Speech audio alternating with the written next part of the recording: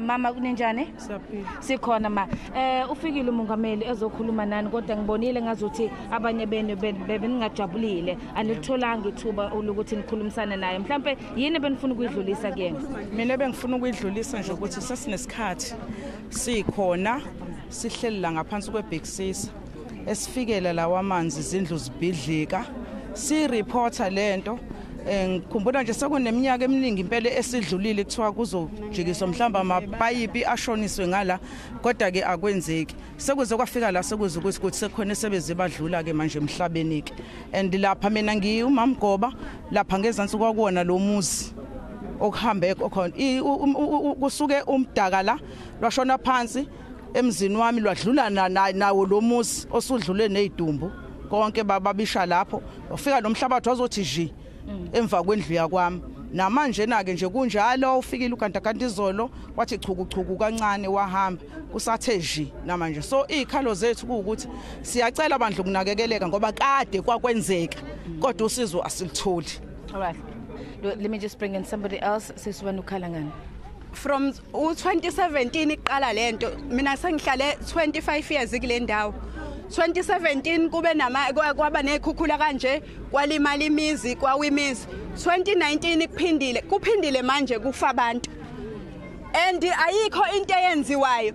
Uhulumeni njengoba uRamaphosa ephuma lana uzothini uzosi-addressa uthi sokhuluma nekhansela mesifika ikhansela lisithatha kahle lisikhulume nalo inkinga lizosiza ngani uhulumeni ophezulu engayikhiphi izabelo imali lento ngabe kade yanqandwa akhishwa izabelo imali zendawo ngeke ukhansela umamkhansela athatha imali yakhe asiza umphakathi ngemali yakhe uhulumeni ufikile la lo baba lo uRamaphosa afana ngabe ungena door to door abona umonakalo wonakele akakwenzi lokho akayifili lento ubuhlungu esibuzwayo sibona omakhelwane bethu befa phambi kwethu beqitshwa izindlu ngento ekade ngabe kade bayinqanda lento iminyaka mingaki kuyabika sihamba siyobika uyibona into kuyonakala kuyawa kwenzeka ukuthi singomama indawo le yesihlala kuyona inabantu besifazane kakhulu asinamadoda sawangcwa bashona siyapatanisa angisebenzi ngiyalima ngitshale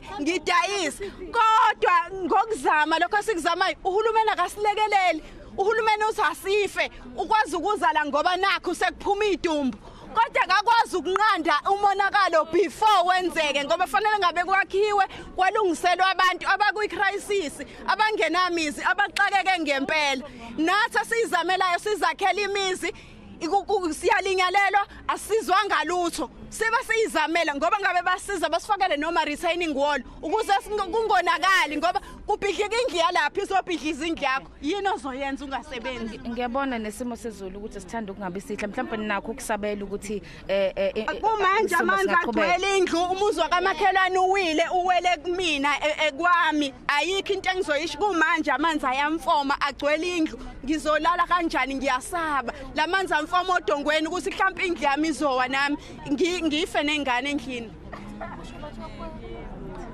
Let's see if anyone else would like to speak to us. Sisi?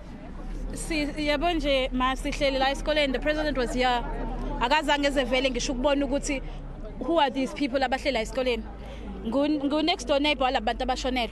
Bashone phambi kwethu nathi sithi siyabaleka. Sehla nezingane. I also have a 2-year-old nami ngabe underground. Council lethu nje angifuni ngisho ukukhuluma yale ndaba. It's been 3 years simreportela the same thing. Uma la phezulu engehli eyobuka what we talking about. You can't stand la emgwaqweni umuzi obheka abantu ungena endlini ubuka ukuthi what are they talking about. And then mase kufanele kuvote kodwa bayaphuma bekhankasa.